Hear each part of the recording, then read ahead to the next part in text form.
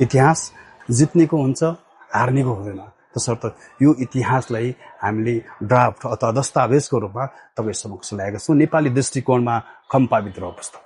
सन् 1950 मा चीनमा सांस्कृतिक क्रान्ति सुरु भएपछि तिब्बतलाई आफूमा समाहित गर्छ र 1959 मा दलाई लामा लगायतको समूह अरुणाञ्चलको बाटो भएर भारत जान्छ र भारतका तत्कालीन प्रधानमन्त्री जवाहरलाल नेहरूले उनलाई शरणार्थीको रूपमा राख्छन्। दलाई लामासँगै आएको समूहका केही गुरिल्लाहरू नेपालको सीमानाका वीरगञ्ज भन्सार हुँदै नेपाल प्रवेश गर्छ र देशको उत्तरी भूगोलहरूमा जान्छन्। खम्पा विद्रोह यहीँबाट सुरु हुन्छ।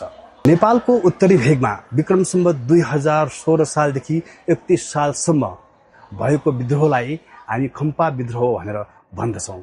खम्पा विद्रोहताका कैयौं नेपालीहरूले आफ्नो घरबारविहीन हुनु पर्यो, कैयौं मान्छे मरे मारिए।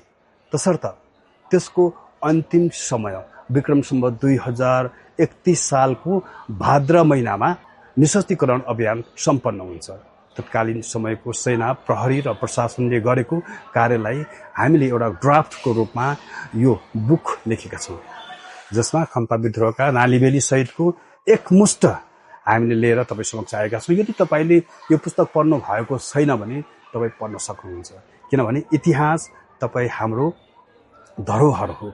इतिहासलाई हामीले मर्न दिनुहुन्न, राख्नुपर्छ र पुस्तान्तरण गर्नुपर्छ भन्ने मेरो मान्यता हो।